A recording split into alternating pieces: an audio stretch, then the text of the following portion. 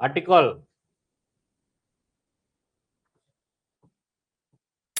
ટૂંકમાં ઇમરજન્સી સમજાય છે. આપણે ઇમરજન્સી 108 આવે ને એ ઇમરજન્સી છે, બે વચ્ચે મટાગાંઠ થાય તો મટાગાંઠ ઉકેલવા માટે રાષ્ટ્રપતિ ઇમરજન્સીમાં બેઠક બોલાવે, આવો ભેગા બેહો, એવી રીતે યાદ રાખેલું એટલે આર્ટિકલ ભૂલાય નહીં. તો રાષ્ટ્રપતિ સંયુક્ત બેઠક બોલાવે છે. લખો ક્યારે બોલાવે છે, થોડી આની માહિતી આપું તો ક્યારે બોલાવે છે, કેવા કેસમાં ના બોલાવી શકે અને કેવી બહુમતીથી. બહુમતી અને આની અધ્યક્ષતા કોણ કરે છે, આટલી વસ્તુ આવડતી હોય 2 માર્કનો ક્વેશ્ચન લખાઈ જાય. તો ક્યારે બોલાવે તો લખો કોઈ એક ગૃહમાંથી પસાર થઈ ગયો હોય અને બીજા ગૃહ એને નકારી કાઢ્યો હોય, આવો કેસ બને ત્યારે.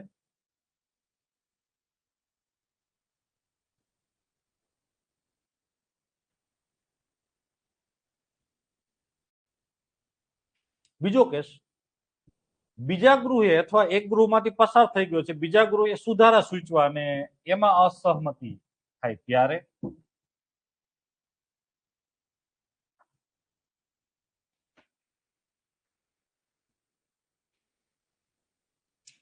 એક ગૃહે પસાર કરી દીધું બીજા ગૃહમાં 6 મહિનાથી પેન્ડિંગ હોય, આવા 3 કેસમાં સંયુક્ત બેઠક બોલાવવામાં આવે છે.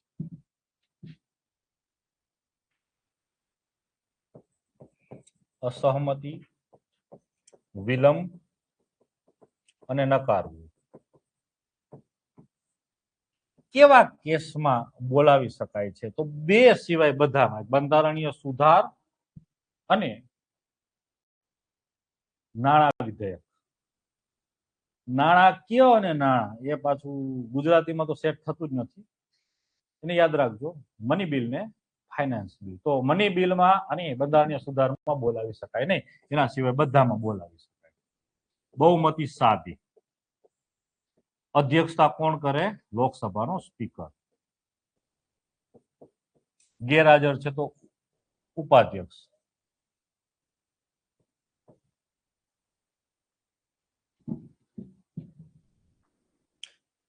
વેલિડેશન માટે 3 વખત બોલાવી છે એના નામ લખાવી દઉં છું. એક 1961, 1978 અને 2002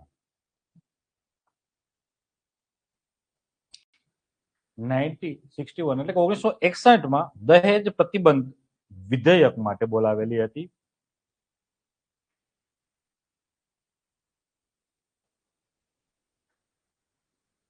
ઓગણીસો 78 બેન્કિંગ સેવા આયોગ રદ વિધેયક માટે બોલાવેલી હતી.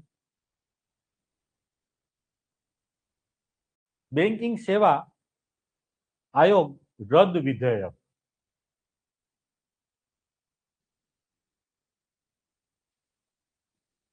એના પછી 2002 આતંકવાદ નિવારણ વિધેયક માટે, પોટા જેને કહેવાય છે, પીઓટી, હવે એ રદ કરી દીધું છે, ઉપા આવી ગયું પોટામાંથી.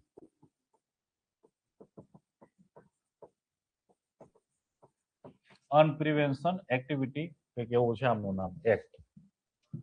અનલોફુલ એક્ટિવિટી પ્રિવેન્શન એક્ટ કંઈક એવું છે. ચલો હવે એક ક્વેશ્ચન જોઈ લઈએ. રાષ્ટ્રપતિની ક્ષમાદાનની સત્તા.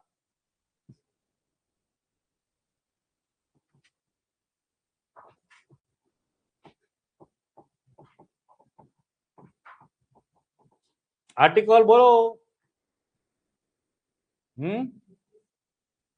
72 યસ. શા માટે રાષ્ટ્રપતિને ક્ષમાદાનની સત્તા આપી છે, કેમ? બંધારણીય વડો છે એટલે તો બધું કામ એને જ આપી દેવું જોઈએ. આપણું બંધારણ ચેક અને બેલેન્સના એક સિદ્ધાંતને અનુસરે છે. તો ન્યાયાલયે કોઈ ભૂલ કરી છે કે નહીં, છેલ્લી સત્તા બંધારણીય વડા તરીકે એમની પાસે આવે છે.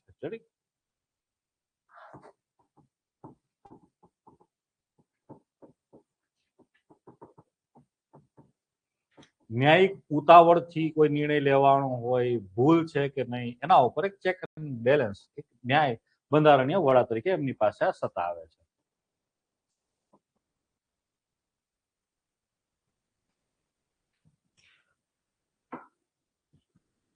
તો હવે હું લખું છું કે કયા ક્ષેત્રમાં રાષ્ટ્રપતિને સમાધાન, કેવા કેવા કાયદામાં, કયા કયા ક્ષેત્રમાં. તો જોડે જોડે રાજ્યપાલ અને રાષ્ટ્રપતિની ચર્ચા કરાવી નાખું છું. ક્યારેક 2 માર્કનો ક્વેશ્ચન પૂછી નાખે કે બંને વચ્ચે સમાધાનની શક્તિમાં શું અંતર છે. ચલો લખો કયા ક્ષેત્રોમાં. તો લખો પેલું, સંઘીય કાયદા હેઠળના ગુનાઓ અંતર્ગત એક સમાધાન કરી શકે છે. તો સામે રાજ્યપાલ રાજ્ય યાદી હેઠળના કાયદાઓમાં કરી શકે છે.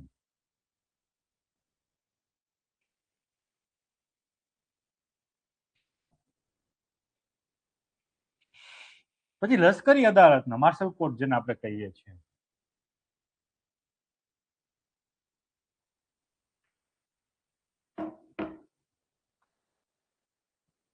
તો એમાં કરી શકે છે.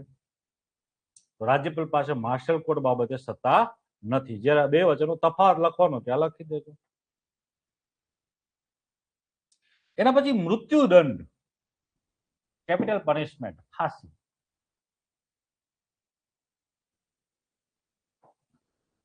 ના કેસમાં રાષ્ટ્રપતિ સમાધાન કરી શકે છે. રાજ્યપાલ પાસે આ પણ સત્તા નથી. એટલે કે 2 ને 3 તફાવતમાં જોઈ લેજો. ક્ષેત્ર તો ઓલું રાજ્યના કાયદા, કેન્દ્રના કાયદા. પછી એક માર્શલ કોર્ટ, કોર્ટ માર્શલમાં 2 જોઈ લો. અને છેલ્લે સમાધાનમાં રાજ્યપાલ પાસે કોઈની ફાંસીની સજા માફ કરવાનો અધિકાર નથી. કારણ કેમ નથી?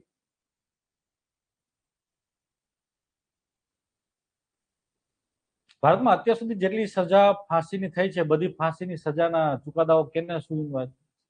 સુપ્રીમ કોર્ટે. ત્યાં સુધી ચેલેન્જ થતો છે. હવે એક નવો ન્યાય આવ્યો છે, એન્કાઉન્ટર ન્યાય. મને આજ સુધી એ સમજાણું નથી સુપ્રીમ કોર્ટ કેમ એના ઉપર કઈ બોલતી નથી.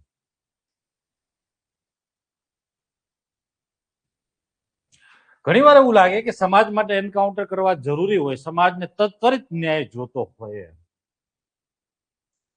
પરંતુ જયારે એ સિલસિલો ચાલુ રહે ને ત્યારે ફેક એન્કાઉન્ટર સુધી પહોંચાય છે. તમે સમાજ તરીકે એને વધાવશો તો કાલે તમે અહીંયા સુધી પહોંચી શકશો.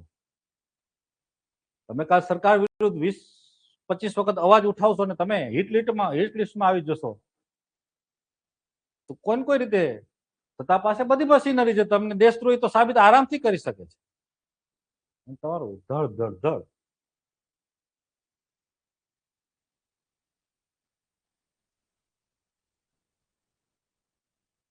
વિચારવા જેવો મુદ્દો છે.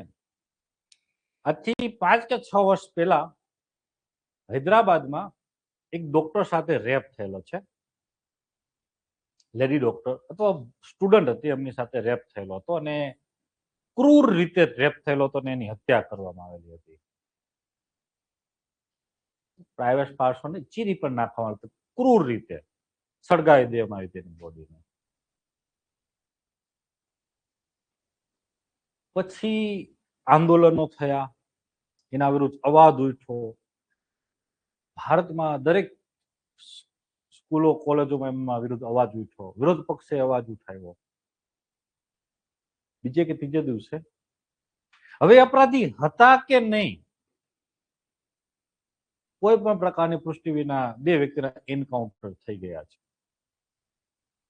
સમાજ શાંત, સમાજને એવું ન્યાય મળી ગયો. આની પ્રોબેબિલિટીઓ વિચારવા જઈએ તો ઘણી બધી હોઈ શકે છે. કોઈ રાજકારણીનો સન હશે, એના બદલે કોઈ બીજાને પકડીને પ્રોબેબિલિટી તો હોઈ શકે છે. હજી આગલા દિવસ સુધી અપરાધી મળ્યા નહોતા અને બીજે દિવસે અપરાધીનું સીધું એન્કાઉન્ટર થયું. કોઈ મોટા બાપાનો દીકરો એના બદલે બીજા કોઈને ઉડાડી દેવામાં આવ્યા. આવા તો ઘણા બધા પ્રશ્નો જીવંત થાય છે જ્યારે એન્કાઉન્ટર થાય છે. હા, પછી આજે યુપી વાળો ઓલો ડોન નું નામ શું છે, અતિક અહેમદ, એ ગુનાહિત ઇતિહાસ, એનું એન્કાઉન્ટર થાય તો બહુ ચર્ચાનો વિષય નથી, કારણ કે એટલો બાહુબલ ધરાવતો વ્યક્તિ છે કે કારોબારી, એ વિધાનમંડળ, એ ન્યાય બધાને ખરીદી શકે છે, તો ઇટ્સ ઓકે, એમાં કોઈ પીડા થવી સહજ અસહજ નથી, થવી જોઈએ, થાય એવું એવા વ્યક્તિનું એન્કાઉન્ટર થાય છે તો ઇટ્સ ઓકે, પણ આ ખબર જ નથી, જે આપણે અપરાધીઓની પહેચાન જ નથી કરીને કોઈ બે વ્યક્તિનું એન્કાઉન્ટર કરીને સમાજને શાંત કરી દેવામાં આવે છે, આ એક ક્વેશ્ચન માર્ક છે.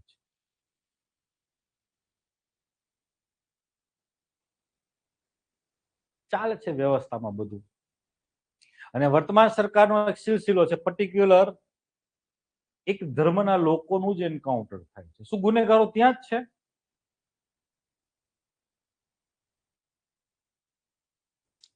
મારો એક મિત્ર ગોંડલનો પ્રાંત હતો, અને ગોંડલનો એક બહુ મોટો ભૂમાફિયો છે, ઘણા બધા એના ઉપર કેસ લાગેલા છે, તડીપાર છે. અરે ચર્ચા થતી હતી કે સરકાર આનું એન્કાઉન્ટર કરશે, એવો અહીંયા માહોલ બની ગયો હતો પર્ટિક્યુલર વિસ્તારની અંદર. મારા બેને ફોનમાં વાત હતી, મેં કીધું કોઈ દિવસ ના, કારણ કે વર્તમાન સરકારો ગુજરાતમાં જે કમ્યુનિટીના કારણે સત્તામાં છે, એ કમ્યુનિટીના વ્યક્તિનું ક્યારે પણ એન્કાઉન્ટર ના, કારણ કે ધ્રુવીકરણ એનાથી નથી થતું. ધ્રુવીકરણ અન્ય ધર્મથી થાય છે, તો એ વ્યક્તિ જો આટલા ગુના કરે તેનો એન્કાઉન્ટર સરકાર કરવા પ્રયાસ કરશે. અને ગુજરાતમાં તો ફેક એન્કાઉન્ટરનો મોટો સિલસિલો વચ્ચે ચાલ્યો હતો. રિયાલિટી 2002 થી લઈને 2006, 7, 8 સુધી ઘણા બધા ફેક એન્કાઉન્ટર થયેલા હતા, અને પર્ટિક્યુલર એક કમ્યુનિટીને ટાર્ગેટ કરીને થયેલા હતા, જેના કારણે હિન્દુ મુસ્લિમ ધ્રુવીકરણ વધુ થઈ શકે.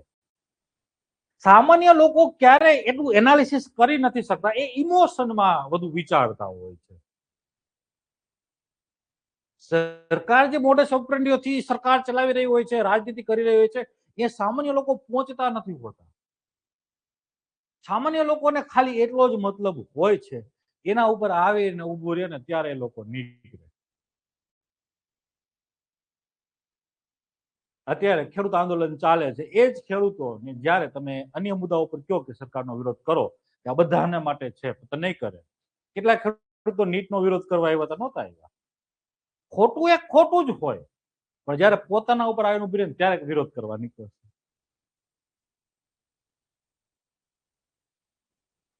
કારણ કે વ્યવસ્થામાં તમે ખોટી વસ્તુને સમર્થક બનીને રહેશો તો એ જ ખરાબ વસ્તુ કાલ તમારા સુધી પહોંચશે.